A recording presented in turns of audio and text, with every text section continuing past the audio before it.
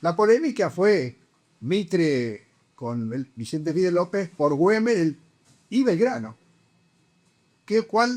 No cuál de los pros era mejor, si era cierto lo que se decía totalmente de Belgrano o si era mentira lo que se decía sobre Güemes, por la minimización, para no decir mentiras. Esa fue la segunda polémica. La tercera polémica fue muy importante, fue de Mitre con Dalmacio Vélez Arfield, el cordobés, que había nacido en 1800, o sea que cuando muere Güemes tiene 21 años. Y cuando lee la historia de Mitre, donde Mitre minimiza a Güemes en la historia de Belgrano, se enfurece el cordobés y dice, pero si yo he leído la Gaceta de Buenos Aires día por día, y todos los días había un combate de Güemes en el norte defendiendo nuestra patria.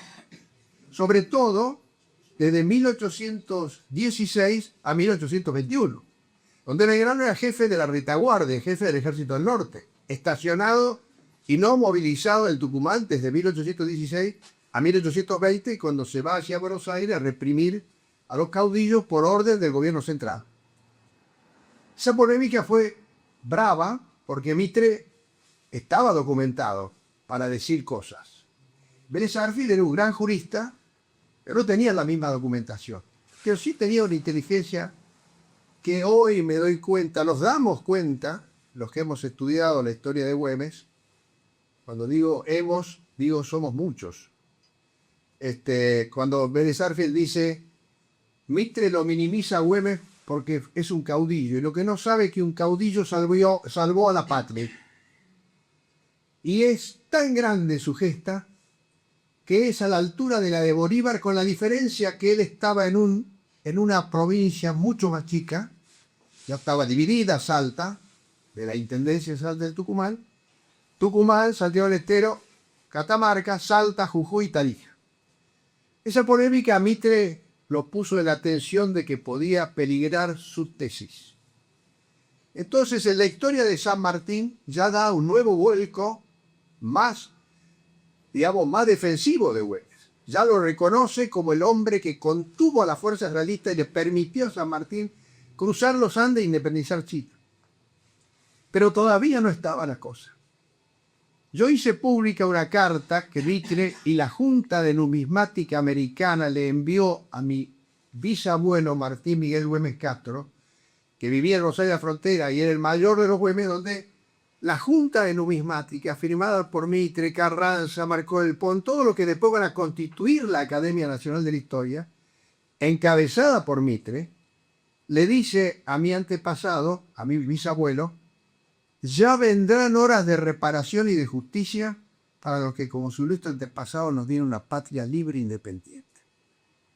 Mitre, digo, ya vendrán horas de reparación, quiere decir que no había.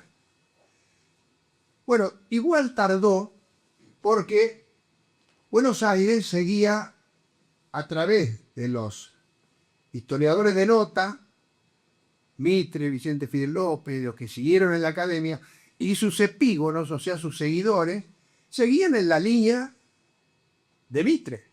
Por eso integraban la academia. La academia, ahora ya no tanto, se basó en una famosa carta que no existe y que se ha repetido como loro por parte de los historiadores, es la carta del 22 de abril de 1814 de San Martín a Nicolás Rodríguez Peña. La patria no hará camino por este lado del norte más que no sea una guerra defensiva y nada más. Y para ella bastan los gauchos de Güemes, de Salta, y 2 escuadrones. Le confieso a usted el secreto: formar un pequeño ejército en Mendoza, cruzar los Andes y libertar Chile y Perú. Esa carta no solamente lo confesó Vicente Fidel López, que la había escrito de trasunto de familia, sino que la carta es anacrónica, porque cuando la escribe San Martín la carta, Chile está libre. No había caído el poder de los realistas todavía. ¿Cómo iba a pensar San Martín abrir un frente contra donde estaban los criollos ganando? ¿Me explico? Pero esa carta se repitió y se repitió para decir que Güemes era un gaucho guerrillero que en guerra de guerrilla defendió la frontera norte. un mito, una leyenda. Yo lo he demostrado en un trabajo y basándome en dos grandes historiadores que son la columna vertebral para interpretar a Güemes. Quien quiera saber de Güemes tiene que leer esos dos trabajos. Hablo de los historiadores que quieran ser de nota realmente.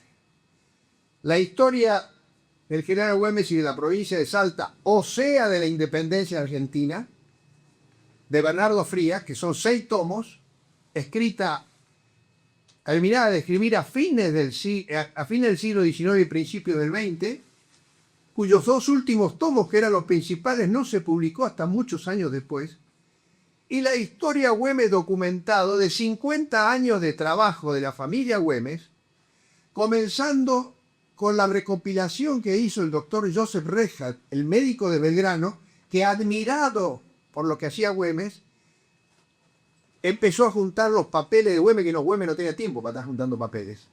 Entonces juntó y hizo un pequeño archivo. Ese archivo lo continuó Domingo Güemes Castro, un nieto del general Güemes, hermano de mi bisabuelo. Y por último lo tomó el doctor Luis Güemes Ramos Mejía, 50 años de trabajo, un abogado, un doctor en Derecho, medalla de oro de la Facultad de Derecho, un constitucionalista extraordinario, pero sobre todo un hombre de una tenacidad y de una recopilación de documentos que le ayudó también por ser un hombre rico, que hizo un archivo formidable y que se llama la obra Güemes Documentado. 12 tomos de 500 páginas cada uno. El que está agotado, la familia Güemes de Luis Güemes la pagó a toda la edición, le pagó a Plus Ultra repartió algo y después lo metió todos en un sótano que se empezamos a ojear, lo sacamos y seguimos repartiendo gratis, ¿no? Y del tomo 12 lo edita ya directamente la familia Güemes. Pero esa obra, para el que quiera, puede entrar a internet y es www.güemesdocumentado.com. Están todos los tomos transcriptos, gracias a un primo que era nieto que se tomó el trabajo de pasar toda la obra. Consecuentemente, ustedes bajan el tomo que quieran y van a poder saber cuál es la verdadera historia de Güemes. ¿Por qué lo llamó Güemes Documentado? Porque él era un jurisconsulto. Y como buen jurisconsulto y abogado, estudió la demanda o las omisiones que hacía esa demanda a la historia de Güemes. Y le contestó con documentación, con una contrademanda, a los fines de que la gente, el pueblo y los historiadores ayudando, vean cuál es la verdadera historia. La leyenda tiene esta particularidad. Primero, Güemes no era un gaucho, era un criollo, con 5 generaciones en América, españolas y de alta formación y participación en los gobiernos españoles. Segundo, él era un militar de carrera, no era un montonero. Inició su carrera en el regimiento fijo a los 13 años y los más altos cargos se lo dio San Martín. En el año 14 lo nombró jefe del ejército de vanguardia del ejército del norte y en 1820 lo nombró general de jefe del ejército de observación sobre el Alto Perú. O sea, la segunda autoridad después de él, desde aquí, porque el plan sanmartiniano no era solamente defensivo en el norte, como dice esa famosa carta que no existe, sino que era defender para poder cruzar la cordillera, llegar a Chile por mar a Lima, pero después Güemes o Belgrano, cuando estaba al mando del ejército, con la vanguardia que mandaba Güemes, avanzar sobre el Alto Perú a Cusco y a Lima. Eso se frustró con la muerte de Güemes. Belgrano muere antes, en el 20. Entonces San Martín lo nombra a Güemes, pero lo nombra por una razón, las dos nombramientos importantes. En el 14 porque Güemes maneja toda la resistencia a la invasión de Pezuela. Pezuela es el que le gana a Belgrano las batallas de Vilcapugio y Ayohuma. Y no es cierto que la patria se liberó con la batalla de Tucumán, como dicen muchos, porque ese es el año 13, 12. Después vinieron sucesivas invasiones. Había que luchar por la patria y sobre todo después del año 16, cuando se declara la independencia, avanza un ejército al mando de la Serna, el más poderoso que el de Tristán, porque ya Fernando VII había vuelto al trono y consecuentemente estaba libre para mandar ejércitos preparados a pelear. El de Tristán era americano, era un ejército hecho acá en América, con no toda la potencialidad que tenía el otro. En el 17 Güemes, Pezuela le advierte a la Serna, que es el general, cuidado con los gauchos, nos han hecho una guerra insoportable y puede seguirle haciendo y ganarle a la guerra. La Serna, soberbio, con un ejército realmente poderoso, le contesta: no serán los rotosos gauchos de Salta los que me paren. En 3 meses estoy en Buenos Aires, se acabó la revolución y se acabó el general San Martín con su campaña. En 2 meses, después de 40 batallas, no escaramuzas ni guerrillas, combates, 40 combates en 40 días, por la quebrada de Humahuaca se escapaba a la Serna con la mitad de su ejército perseguido por Güemes, pidiéndole a Tucumán que por favor, porque necesitaba, ya estaba agotada Salta y Jujuy, que apoye con caballada para terminar con las fuerzas de la Serna. Es un grave problema que siempre tuvo Güemes. No lo terminaban de ayudar para que derrote al enemigo, entonces el enemigo volvía a atacar.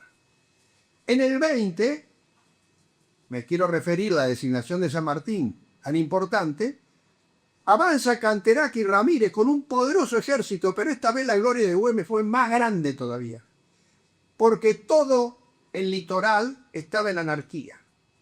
Anarquía por los centralistas y anarquía por los caudillos del litoral. La cuestión que el gobierno estaba acéfalo. Y el único que combatía era Güemes. Y le gana a Canterac nuevamente en la invasión con una conducción militar que le dio un vuelco a toda la táctica que él tenía, que es formar corsarios. Bouchard, cuando viene en el año 14 con Güemes a pedido de San Martín, le enseña a Güemes cómo eran los corsarios marítimos. Güemes, como le gustaba escuchar todo y aprender todo, se dio cuenta que podía formar corsarios terrestres. Sabiendo que los españoles, claro, querían tomar las ciudades porque ahí eran sitiados y consecuentemente terminaban hambriados, deciden los españoles pasar de largo por Jujuy, pasar de largo por Salta y entrar por el camino de las cuestas directamente a poder tomar Tucumán. Güemes, como termina un servicio de inteligencia formidable, cuya jefa era Macacha Güemes, por eso sobre Macacha Güemes no hay documentos. Yo no sé quién puede decir que un servicio de inteligencia va a dejar documentos para que se los estudie. Nunca. No pasa esa. Entonces por eso no tiene Macacha, pero era la mujer de la información. Le informa a Güemes que los españoles, por supuesto Macacha tenía un servicio de red, en red de mujeres hasta casi Tarija y otra Tupiza. Por eso sabía todo lo que cuando entraba. Le informa a Güemes que van a entrar esta vez por el camino de las cuestas. Y ahí Güemes arma a los corsarios, como 7, digamos, regimientos corsarios. ¿Qué quería decir corsario? Tenían instrucciones precisas, pero tenían autonomía. Entonces se movían con gran movilidad. Cuando los realistas entran por el camino de las cuestas, Güemes los destruye nuevamente. Cuando San Martín se entera, es cuando lo nombra general en jefe, porque eso le va a permitir a San Martín embarcarse en Valparaíso y llegar a Paracas. Estaban tan combinados San Martín y Güemes que San Martín le pedía a Güemes que los deje entrar para que se vayan internando en nuestro territorio, que San Martín sabía que Güemes estaba en condiciones de derrotarlo, pero que no lo entorpecieran a él en el desembarco en el Perú, porque las fuerzas del Alto Perú iban a converger sobre ahí. Entonces, Güemes los deja entrar por el camino de las cuestas hasta que los gauchos, se las trae, ¿no? Se hartaron de ver los realistas en su tierra y empezaron a atacar, no los podía contener, Güemes ya como dique. Entonces fue cuando ya los destrozaron y vuelta a Canterac y Ramírez. Un dato, el año pasado se festejó la batalla de Ayacucho, que muchos dicen que es la última batalla del continente, pero en realidad no lo es, porque la última es Tumuzla en el mes de abril. Un dato que también se las trae. Ustedes saben que todo el estado, desde el jefe de la batalla de Ayacucho hasta el estado mayor de la Serna, que era el jefe de la batalla de Ayacucho, todos habían sido derrotados en Salta por Güemes, por la conducción militar de Güemes. Por eso un amigo mío, que es un capitán de fragata, Jorge Sanz, que escribió unos libros que realmente vale la pena, que explica por qué fue la capacidad de Güemes, dice: Güemes fue el táctico más genial que tuvo la historia de nuestro país. Y se adelantó a las teorías del líder Hart, en muchos casos. ¿Por qué? Porque tenía una gran flexibilidad mental. Bueno, les he dado un panorama de por qué la historiografía planteó esto y por qué Güemes llegó a ser lo que fue. Todo esto se ha escondido. Los 170 combates que se libraron desde el año 1814 al 21, que están todos registrados en el archivo de Jujuy, recopilados por alguien que vivió en Santiago del Estero, que se llamó Ricardo Rojas, y que tengo el honor de ocupar el asiento Ricardo Rojas. Rojas, al haber estudiado todo el archivo, escribió un libro que se llama, y lo recomiendo, La entrevista de Guayaquil y la guerra gaucha, donde demuestra Rojas la enorme capacidad militar y hace un mapa de todos los combates. Lo único que nos falta, que sí no es poco, pero podría ser que algún militar acá me escuche y pueda hacerlo, es hacer mapas de los combates de Güemes, como hay muchos. Pero como en la escuela militar hasta hace unos años no se le daba la importancia, ahora se empezó a darle importancia. Hay generales que han estudiado, como el general Barney, que ha sido un hombre muy importante, yo creo que es, y antes estaba el general Uriondo, y antes había estado Miguel Solá, y estaba el coronel León Inijusay, que comprendieron lo de Güemes, pero no es suficiente. Consecuentemente, hoy sí, Güemes, que vuelve a galopar, el alma popular y el alma de la patria, creo que debe ser estudiado en su verdadera dimensión militar, porque fue un militar de carrera. Lo segundo que debo decir, que no tenía guerrillas. Él organizó un ejército en forma de milicias. Milicias organizadas militarmente, con jefes, escuadrones, servicio de inteligencia, servicio de pólvora, todo armado, y tenemos todos los datos de ese ejército de 5.800 hombres. En el Güemes documentado, en el tomo 7, está el estado de resultado de la fuerza de Güemes, que Güemes había mandado a Buenos Aires, el Estado Mayor, y dónde estaba, en el archivo Mitre. Y Mitre, cuando escribe, dice: el general Güemes tiene tanto análisis de sus fuerzas y tanto conocimiento que escribía todo arriba de una montura.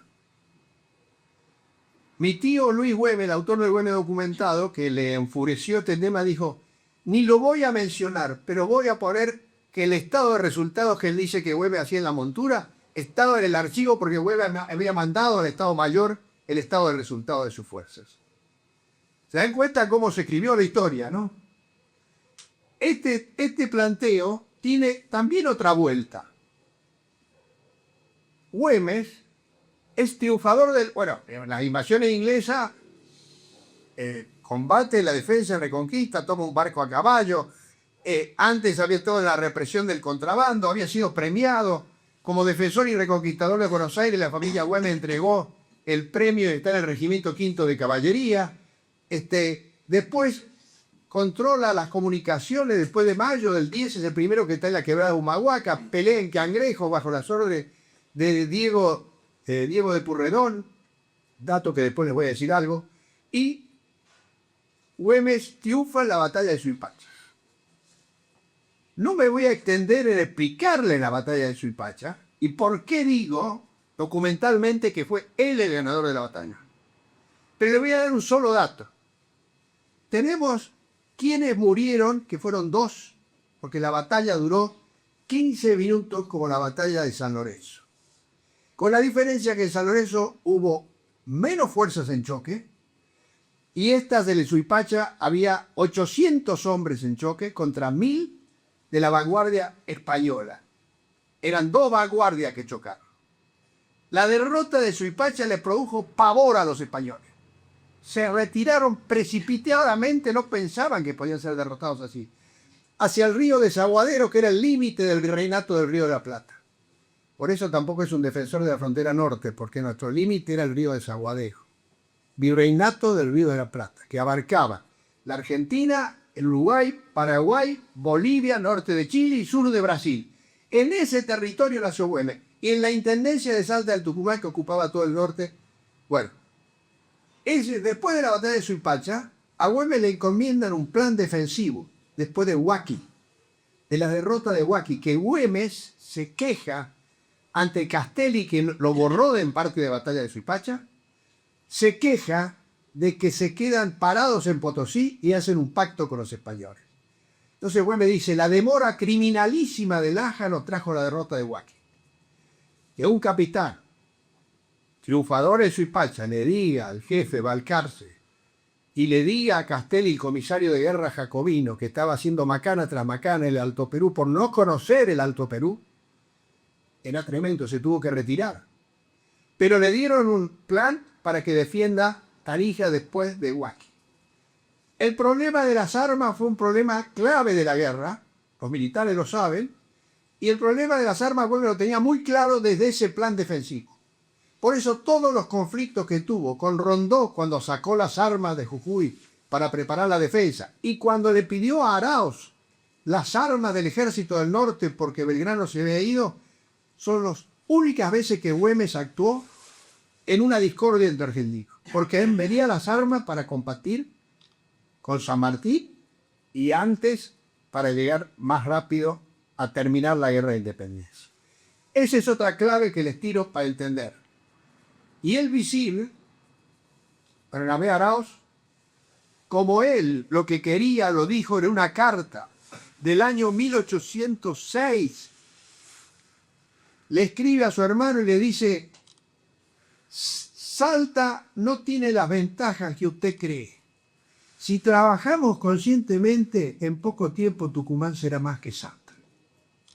Carta de 1806, que está en el libro de Edgar Acevedo sobre la intendencia de Salta del Tucumán. Esa fue la mentalidad de Arauz desde que el año 1806 en adelante, que Tucumán fuera más que todas las provincias del norte. Y cuando aparece Güemes, que por supuesto era más militar que él y por otra parte más caudillo que él, y encima, como dice Joseph Reja en una carta en el año 1820 le escribe al almirante Bowles, que estaba en el estuario del Plata, británico, le escribe Joseph Reja y dice, usted no va a creer, Güemes gana batalla y en Tucumán cada vez lo odian más. Esa fue la envidia y la gana de tener más poder que el otro. Y eso nos perjudicó enormemente, pero a Santiago del Estero le vino bien. ¿Por qué? Porque Felipe Ibarra apoyaba los refuerzos que mandaba Bustos y, consecuentemente, Güemes, al ver que no le dejaban pasar los refuerzos, apoyó a Felipe Ibarra, apoyó a Santiago del Estero y apoyó a Catamarca, y eso le produjo a Arauz un conflicto que fue la autonomía de Santiago del Estero y de Catamarca. Güemes muere pocos días antes del pacto de Minará,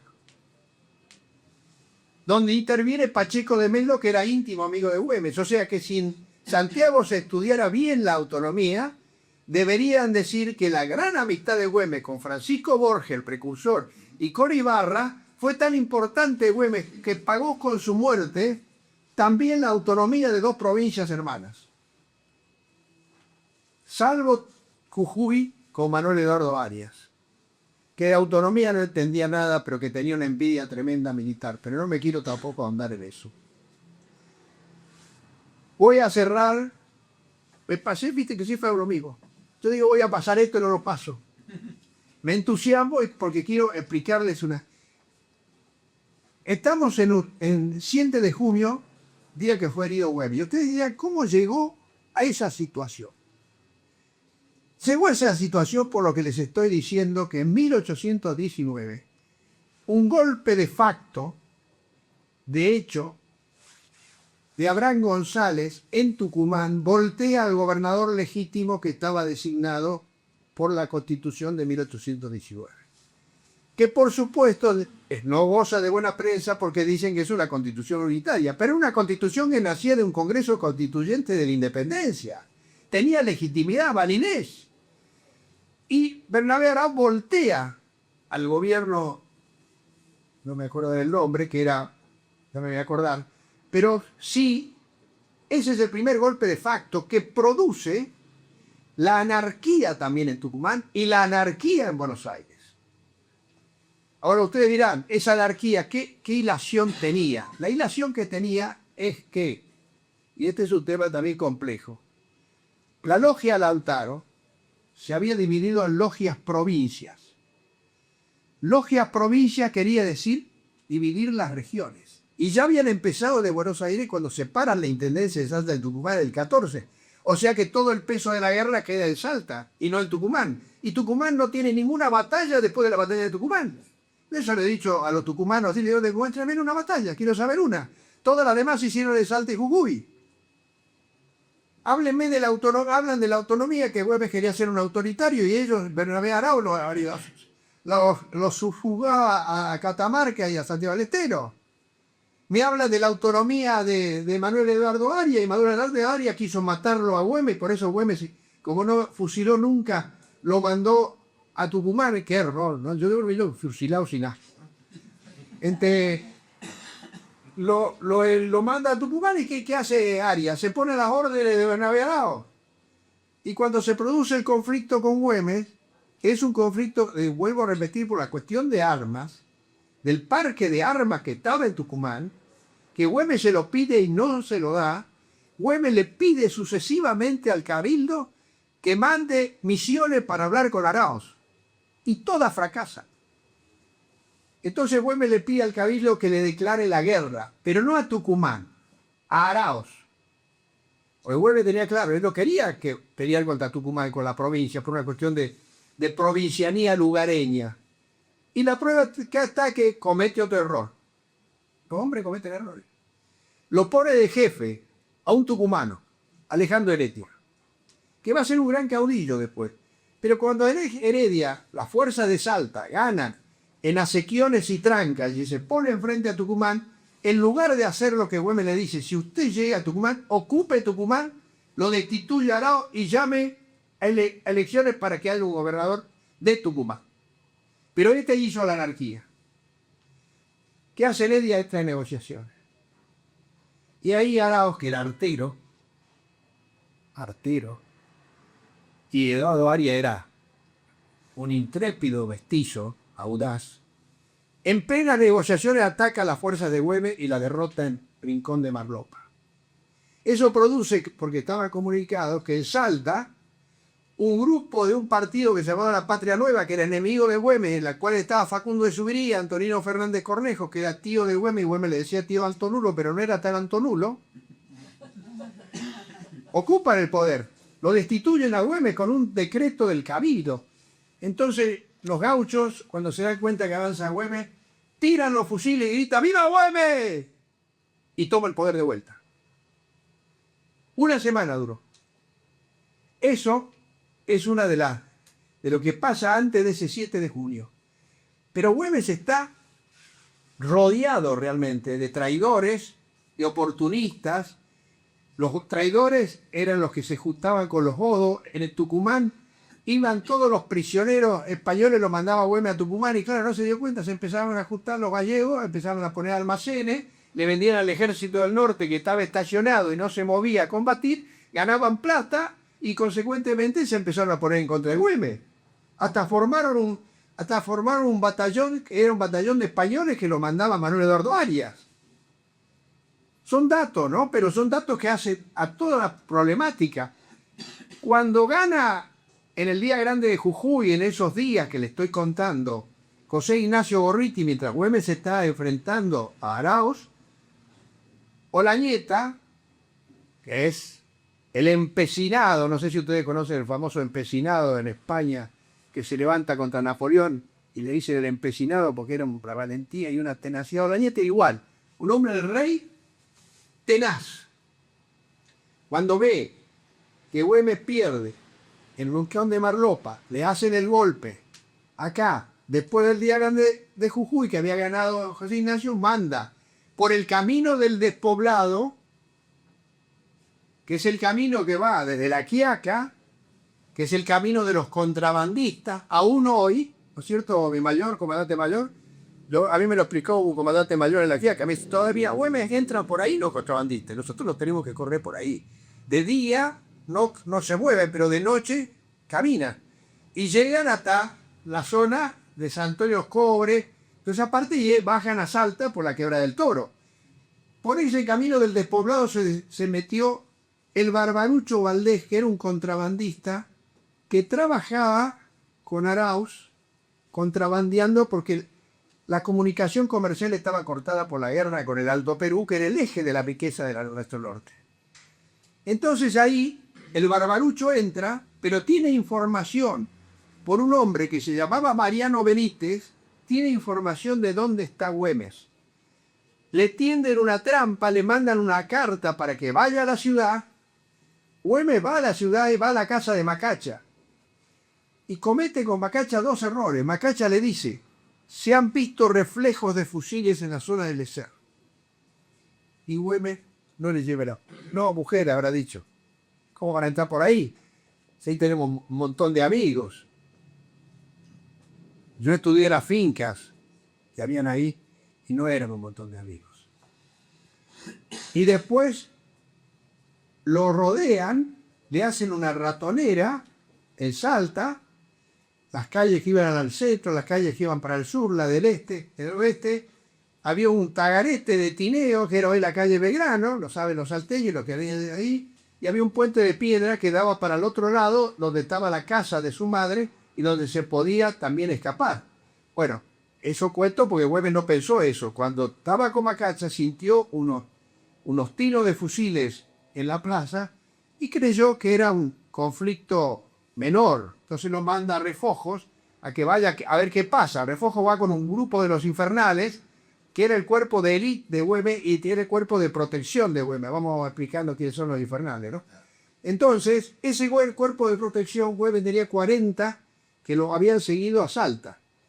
Cuando siente el tiroteo, él no imagina que había tal cantidad de hombres que habían entrado. Guiados por el traidor de Mariano Benítez, que ya había intentado matarlo y Güemes lo había perdonado. Otro error. Si hubiera fusilado a 3 o 4, no era lo mismo. Porque aparte era lesa patria lo que hacía. Bueno, lo que hace, lo rodea, Güemes dice, no me escapo, y Macacha le dice, escapate por la puerta falsa, que era la puerta de atrás de la casa. Güemes dice, no, yo los infernales no los dejo. Sube a caballo, atropella hacia la playa y ahí se encuentra con fuerzas realmente importantes, choca, vuelve a pasar por frente de la casa con las tropas que le seguían, va hacia acá, se encuentra con otras tropas, vuelve a chocar, vuelve a pasar sobre la casa, se va para el otro lado, vuelve a encontrarse con tropas, vuelve a chocar y ya no tenía salida. La única salida que tenía era cruzar el puente de piedra que había cruzando el tagarete de Tineo. Y ya tenía pocos hombres, habían muerto varios. Y su traje estaba destrozado, lo sé, porque curiosamente ese traje estuvo en manos de uno de los enemigos de Güemes. No sé por qué, pero lo tocó. Facundo de Subiría. La cuestión es que atropella sobre el puente con el caballo, que había fuerzas de infantería que estaban esperando. Pasa por arriba de las fuerzas de infantería y cuando está pasando, en el puente de piedra había un asiento.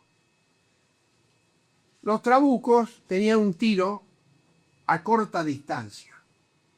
Ahí estaba apostado Tomás Archondo, que era hijo de un realista, que cuando los realistas entraban en Salta, asumía como gobernador. Cuando se iban los realistas, se iba a casa.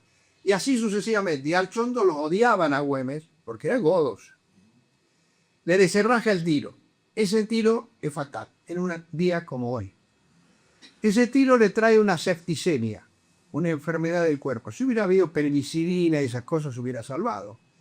Pero no había en ese momento. Y hoy me enteré una cosa, porque uno aprende de todos lados. Se va, se instala bajo un semil colorado, ahí había agua, los gauchos lo protegen, está en medio del monte, los españoles no ven. A pesar de estar herido, estaba lúcido. pero sufría tremendamente la herida, el envenenamiento del cuerpo.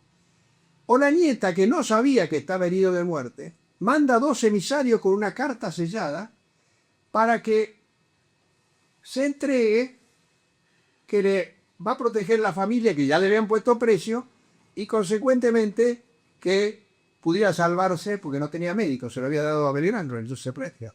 El otro era un médico que era enemigo de él, que era Antonino Castellano.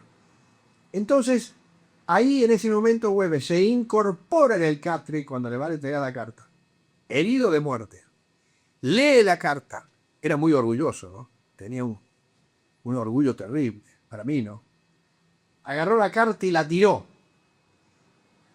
Coronel Vitt, venga acá. Viene el coronel Vitt, que era el segundo militar. Jure con esta espada que no quedará un realista sobre esta tierra si yo muero. Vitt juega y cumple. Y entonces los realistas se van escapando, se van yendo avergonzados porque Güemes le dice: ¿cómo pueden oficiales del rey tener tal bajeza de no confiar en su fuerza y querer convencer a un soldado? Va a morir en medio del monte. Según Joaquín Castellano, un gran poeta que escribió, dice: los seres humanos, cuando tenemos un ser querido que está agonizando, guardamos el dolor hasta que muere. Cuando muere, sollozamos. Todos los gauchos sollozaron en el monte, dice Castellano. Y ese sollozo fue un alarido que se escuchó en todo el monte, que aún se escucha en las noches. Tremendo, ¿no? Yo tengo un poema. Me traí tantas cosas, pero es la pasión de explicarle lo esencial.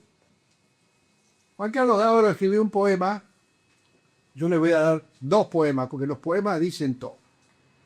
Güemes era poeta, escribía muy bien. Y aparte manejaba en los oficios, hablaba de Platón, de Aristóteles, de Séneca, de Descartes. Increíble, porque tenía un maestro, que ya que hoy es el día del periodismo, me voy a acordar de un tío bisabuelo mío. El doctor Manuel Antonio de Castro, que era el jurisconsulto más importante que hubo en aquellos tiempos, creador del derecho procesal, primer periodista de Salta y uno de los primeros periodistas del país, dirigió la Gaceta de Buenos Aires y dirigió el Observador Americano. Era maestro de Güemes y amigo de Belgrano.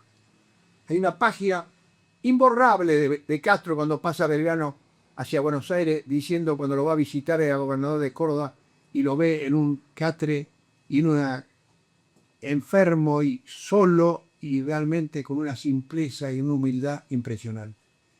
Castro, te digo que era mi tío Chorno, porque mi tatarabuelo Luis era hijo del general Güemes, segundo hijo, se casó con Rosaura Castro, sobrina de Manuel Antonio de Castro. Dice en su obra de teatro La tierra en armas, una mujer lo dice, para cerrar: pero una fuerza nueva brotará del dolor, y los puños crispados, y el alma retorciéndose en sordas rebeldías, escupirá venganza contra todos los déspotas. Y la tierra callada y los hombres caídos, con espinas y dientes les morderán las plantas. El espíritu heroico de nuestro gran caudillo será simiente grávida que el viento de la muerte vuelque en los corazones para infundirles ímpetu. Y cuanto más señores de la tierra oprimida se crean los intrusos, más brotarán rencores en zarzas y breñales, en páramos y montes, en nieves y torrentes, en lluvias y sequías. Toda la tierra en arma, toda la tierra nuestra, más nuestra desde ahora que va a sorber el cuerpo de su héroe y de su mártir. Toda la tierra en armas al soplo de ese espíritu que ha de vagar por ella como triunfal fantasma, diciendo: montes, llanos, hombres, bestias, gusanos, toda la tierra en armas.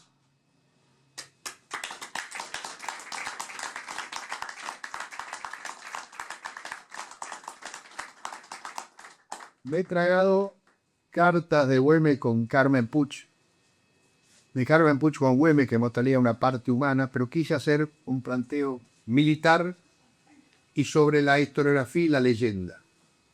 Quedará para otra vez hablar de Güemes, la epopeya de la guerra gaucha y la tradición nacional, hablar de Lugones, hablar de Ricardo Rojas, hablar de tantos poetas que le cantaron a Güemes y le cantaron a la epopeya de la guerra gaucha, y sobre todo recordar a José Hernández. Luis Güemes le escribe una carta a una nieta de José Hernández, Isabel González del Solar, y le pregunta, era nieta de José Hernández, y su madre era la que confesaba todas las cosas de José Hernández.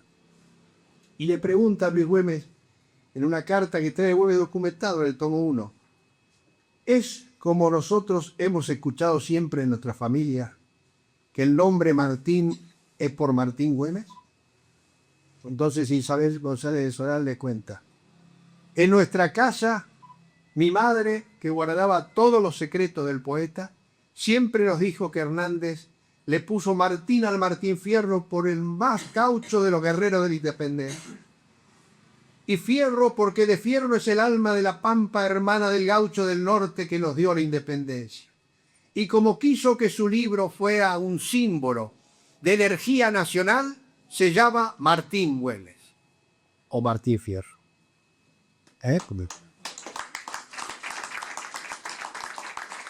Dijo eso, creo que Martín Fierro nunca debe ser olvidado, y del gaucho que tener escuela, iglesia, derechos.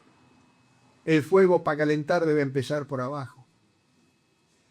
Tiene el gaucho que aguantar hasta que se abra el hoyo, hasta que venga un criollo en esta tierra a mandar.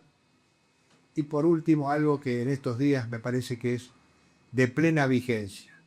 Los hermanos se han unido porque esa es la ley primera, tengan unión verdadera en cualquier tiempo que sea, porque si entre ellos pelean, los devoran los de afuera.